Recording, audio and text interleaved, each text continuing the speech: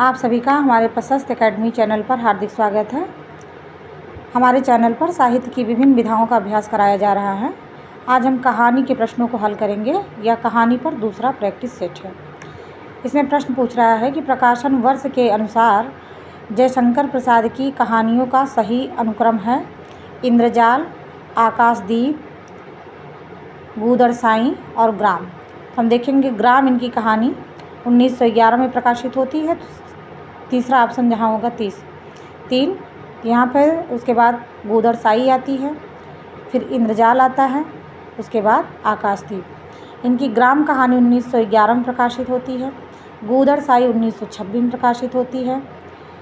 आकाशदीप 1929 प्रकाशित होती है और इंद्रजाल इनकी 1936 ईस्वी में प्रकाशित होती है। इनकी कहानियों में देखेंगे हम प्रसाद की जो चर्चित कहानियाँ हैं: पत्थर की पुकार, उस पार का योगी, देवदासी, ममता, खंडहर की लिपि, घीसू, चूड़ी वाली, बिसाती, सालवती, मधुआ, नूरी, पुरस्कार, गुंडा, छोटा जादूगर। तो ये जितनी भी कहानियाँ सब महत्वपूर्ण हैं और कहीं न कहीं परीक्षाओं में ज़रूर पूछी जाती हैं। प्रकाशन वर्ष के अनुसार प्रेमचंद्र की कहानियों का सही क्रम है: बूढ़ी काकी, सवा सेर गेहूँ, पंच परमेश्वर, प्रेरणा। तो देखेंगे हम पंच परमेश्वर जो है ये 1916 में आती है और बूढ़ी काकी 1920 में। तो देखेंगे पंच परमेश्वर कहाँ है, यहाँ भी है, लेकिन बूढ़ी काकी इसके बाद पंच परमेश्वर के बाद बूढ़ी काकी आती है। ये देखिए, फिर सवा सेर गेहूँ, फिर सवा सेर गेहूँ 2 पे, उसके बाद प्रेरणा 4थे पे। देख लेंगे यहाँ पे प्रकाशन वर्ष के अनुसार प्रेमचंद की कहानियों का सही अनुक्रम इस प्रकार है: पंच परमेश्वर 1916 में आती है, बूढ़ी काकी जो है 1920 में, सवा सेर गेहूँ 1924 में, उसके बाद इनकी कहानी प्रेरणा आती है। प्रेमचंद की अन्य प्रमुख कहानियों में नमक का दरोगा, पूस की रात, शतरंज के खिलाड़ी, ठाकुर का कुआं, 2 बैलों की कथा, सदगत, समर यात्रा, होली का उपहार, ईदगाह, बड़े भाई साहब और कफन। कफन इनकी अंतिम कहानी है, 1936 ईस्वी में यह प्रकाशित होती है। लक्ष्मा किस कहानी की पात्र है? कोसी का घटवार।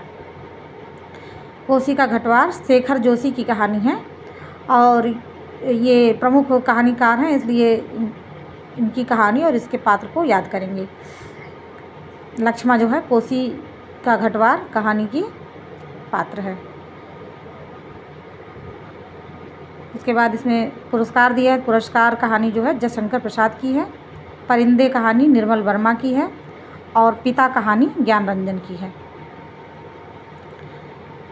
चंपा द्वीप किस कहानी में आया है? चंपा द्वीप आकाशदीप कहानी में आया है। ये कहानी जयशंकर प्रसाद की है। चंपा द्वीप, आकाशदीप इनका एक कहानी संग्रह भी है। इसमें पिता दिया है, पिता कहानी ज्ञान रंजन का है। गैंग्रीन कहानी यज्ञ का है। दुलाई वाली कहानी, प्रारंभिक कहानियों में दुलाई वाली कहानी आती है जो 1907 में सरस्वती पत्रिका में प्रकाशित होती है और यह बंग महिला की कहानी है। फिर है निम्नलिखित में से कमलेश्वर के कहानी संग्रह हैं: बिरादरी, बाहर, ठसक, राजा निर्वंशिया और कस्बे का आदमी। तो राजा निर्वंशिया और कस्बे का आदमी यह कमलेश्वर की कहानी है। 2 और 4 ऑप्शन सही होगा। कमलेश्वर के कहानी संग्रह राजा निर्वंशिया या इसका प्रकाशन 1957 ईस्वी है। कस्बे का आदमी 1958 ईस्वी में है। कमलेश्वर के अन्य कहानी संग्रहों में खोई हुई दिशाएं, मांस का दरिया, बयान, आज़ादी मुबारक। परिंदे कहानी के पात्र हैं Richard, Ramdhan, doctor Mukherjee, mister Hubert. इसमें डॉक्टर ह्यूबर्ट और मिस्टर ह्यूबर्ट और डॉक्टर मुखर्जी परिंदे कहानी के पात्र हैं और रिचर्ड जो है ये भीष्म साहनी के उपन्यास का पात्र है। तमस उपन्यास जो है उसमें रिचर्ड पात्र है। परिंदे कहानी डॉक्टर नामोहन सिंह के अनुसार नई कहानी की शुरुआत परिंदे कहानी से होती है। तीसरी कसम कहानी में चित्रित है फारबिसगंज, चथरिया पीर, सिरपुर बाजार, औराही हिंगना। तो तीसरी कसम फणीश्वरनाथ रेणु की कहानी है। इसमें फारबिसगंज और सिरपुर बाजार ये दिखाया गया है। फिर कहानियों का नई पूछ रहे हैं कि निम्नलिखित में से नई कहानी आंदोलन के कहानीकार कौन है। नई कहानी आंदोलन के कहानीकार कौन हैं। दूधनाथ सिंह, निर्मल वर्मा, राजकमल चौधरी, राजेंद्र यादव। इसमें निर्मल वर्मा और राजेंद्र यादव ये दोनों नई कहानी आंदोलन के कहानीकार हैं। यह देख लेंगे कहानी और आंदोलन और प्रवर्तक।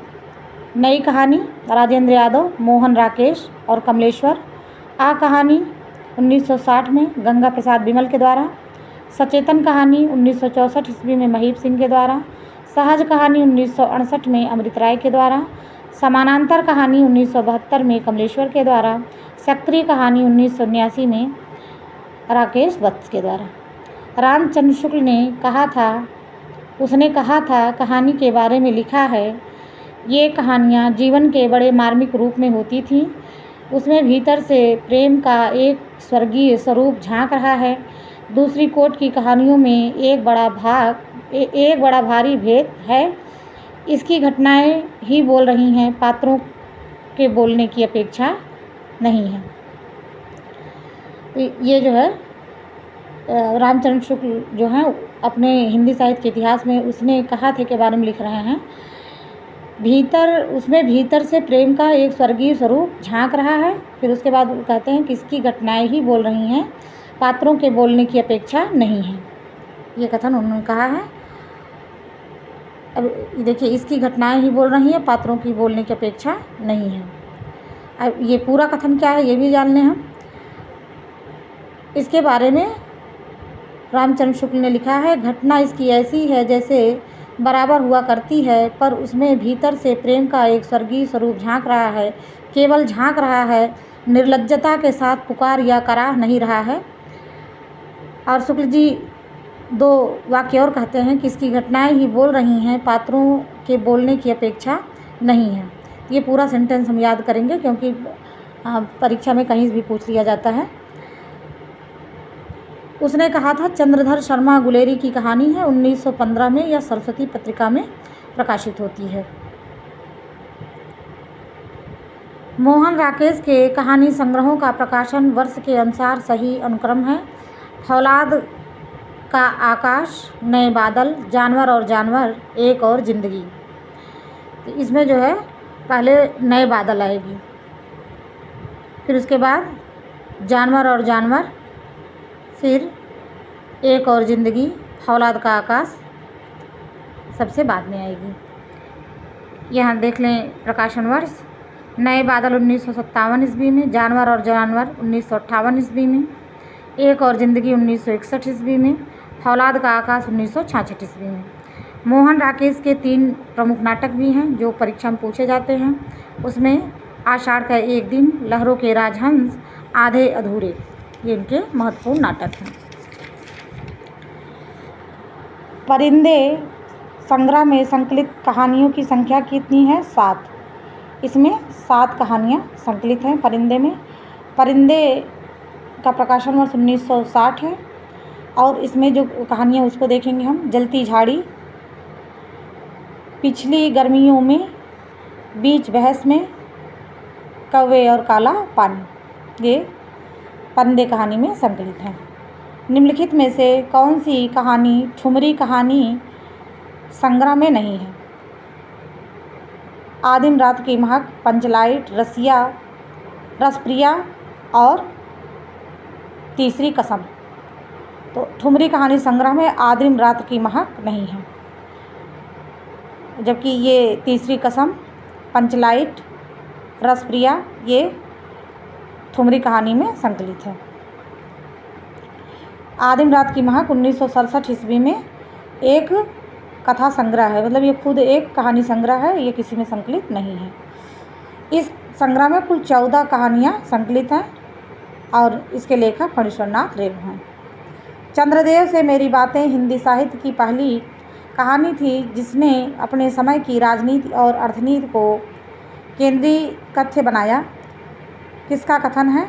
ये भवदेव सिंह का है, क्योंकि चंद्रदेव से मेरी बातें ये इस कहानी को भवदेव पांडे जो है हिंदी की प्रथम कहानी मानते हैं और यह 1904 ईस्वी में सरस्वती में प्रकाशित हुई थी।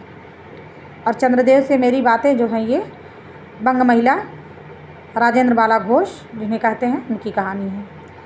जयशंकर प्रसाद जी की मधुआ कहानी किसके बारे में है? तो यह शराबी के हृदय परिवर्तन के बारे में मधुआ कहानी। इनके देखेंगे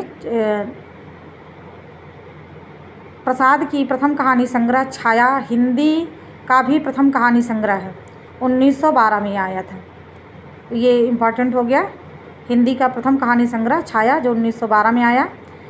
पत्थर की पुकार, सालवती, गुंडा, पुरस्कार तथा छोटा जादूगर प्रसाद की चर्चित कहानियाँ हैं। इस तरह से बार बार अगर हम कहानियों का नाम लेंगे, एक ही राइटर की अगर कहानियाँ हम बार बार पढ़ते हैं तो वो चीज़ें हमको याद हो जाती हैं। इसलिए प्रैक्टिस सेट में हम उस कहानी को दोहरा भी ले रहे हैं। सुनंदा जैनेंद्र की किस कहानी की पात्र है? पत्नी की। अब जैनेंद्र की कहानियों को हम देखेंगे। जैनेंद्र की प्रथम कहानी खेल है जो 1928 ईस्वी में विशाल भारत में प्रकाशित हुई थी और सर्वप्रथम हिंदी साहित्य में व्यक्ति को महत्व देने का श्रेय जैनेंद्र ने किया है। जैनेंद्र ने अपनी कहानियों में व्यक्ति को महत्व दिया है। फांसी, वातायन, नीलम देश की राजकन्या, पाजेब, ये जैनेंद्र की प्रमुख कहानियाँ हैं। निम्नलिखित में से कौन सी कहानी प्रेमचंद्र की नहीं है? आभूषण, लांछन, पुरस्कार, सत्याग्रह। तो ये पुरस्कार कहानी ये जयशंकर प्रसाद का है और लांछन, सत्याग्रह, आभूषण ये कहानी प्रेमचंद्र की है। प्रेमचंद ने लगभग कितनी कहानियाँ लिखी हैं? 300 कहानियाँ, जो मानसरोवर शीर्षक से 8 खंडों में प्रकाशित है। अज्ञेय की शरणदाता कहानी किससे संबंधित है? तो विभाजन की विभीषिका से। ये बहुत अच्छी कहानी है, समय मिले तो ज़रूर पढ़िएगा। अज्ञेय की प्रमुख कहानियाँ देखेंगे हम। विपथगा, परंपरा, कोठरी की बात, शरणार्थी, जयदोल, ये इनकी प्रमुख कहानियाँ हैं। शरणदाता कहानी विभाजन की विभीषिका इसमें दिखाई गई है। इसमें जो पात्र हैं वो रफ़ीकुद्दीन, देवेंद्र लाल, ये इस कहानी के पात्र हैं, जिसमें दिखाया गया है कि जब विभाजन होता है तो रफ़ीकुद्दीन के घर में देवेंद्र लाल जो है वो छुपता है, लेकिन रफ़ीकुद्दीन उसके साथ धोखा करता है और उसे बंदी बनाए रखता है। अंत में वह उसे जहर देने का प्रयास करता है, लेकिन रफ़ीकुद्दीन की लड़की द्वारा देवेंद्र लाल को सतर्क कर दिया जाता है, जिससे देवेंद्र लाल की जान बच जाती है और भागकर अपने देश आ जाता है। किस रचनाकार की कहानियाँ बादलों के घेरे नामक संग्रह में संकलित हैं? कृष्णा सोबती। ममता कालिया की कहानियाँ हैं। छुटकारा, सीट नंबर 6, एक अदत्त औरत, बोलने वाली औरत। देखिए, एक अदत्त औरत और बोलने वाली औरत दोनों इनकी कहानी है। और मुखौटा। जॉर्ज पंचम की नाक कहानी के लेखक कौन है? कमलेश्वर। और 1972 ईस्वी में इन्होंने समांतर कहानी आंदोलन भी चलाया था। इनकी प्रमुख कहानियाँ हम देखेंगे। राजा निर्वंशिया, कस्बे का आदमी, खोई हुई दिशाएं, मांस का दरिया, ये इनकी कहानियाँ हैं। और राजा निर्वंशिया का जो प्रमुख पात्र है बचन सिंह। वीर साहनी के प्रमुख कहानी संग्रह हैं भाग्यरेखा, वांगचू और डायन। नई कहानी वर्ग के कहानीकारों में निम्न में से किसका नाम नहीं आता? कमलेश्वर, मोहन राकेश, राजेंद्र यादव। तो किशोरी लाल गोस्वामी ये नई कहानियों में नहीं आते, बल्कि ये इसके पहले के कहानी नाटक और उपन्यास इन्होंने लिखा हुआ है।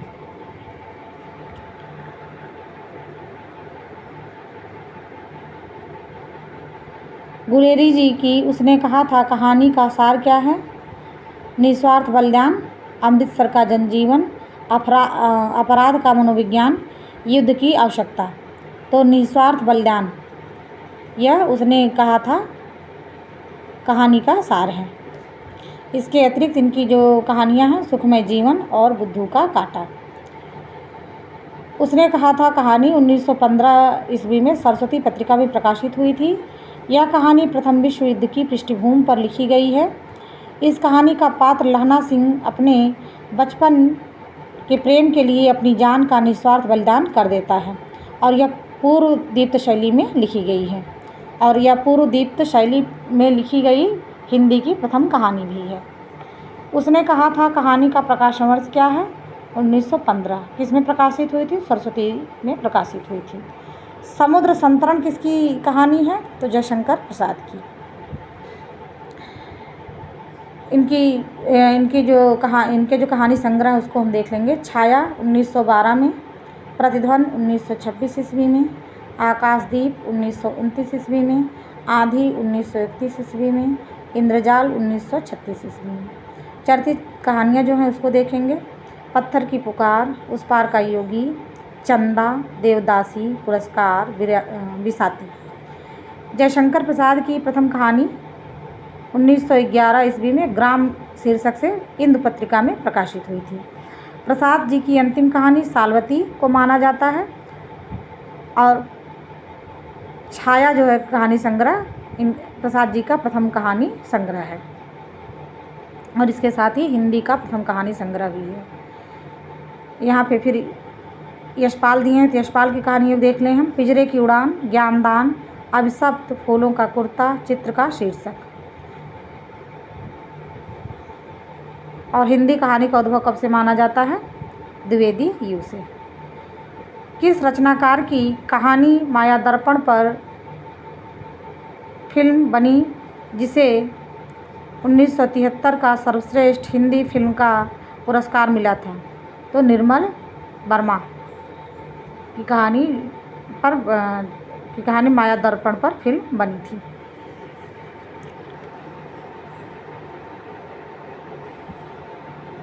उन्नीस 1985 में निर्मल वर्मा को कौवे और काला पानी के लिए इनका ये कहानी संग्रह है साहित्य अकादमी पुरस्कार प्राप्त हुआ था।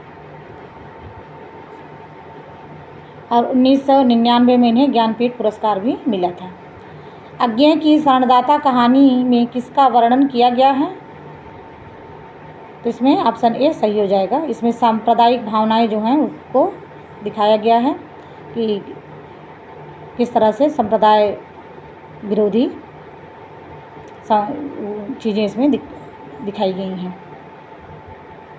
सांप्रदायिकता को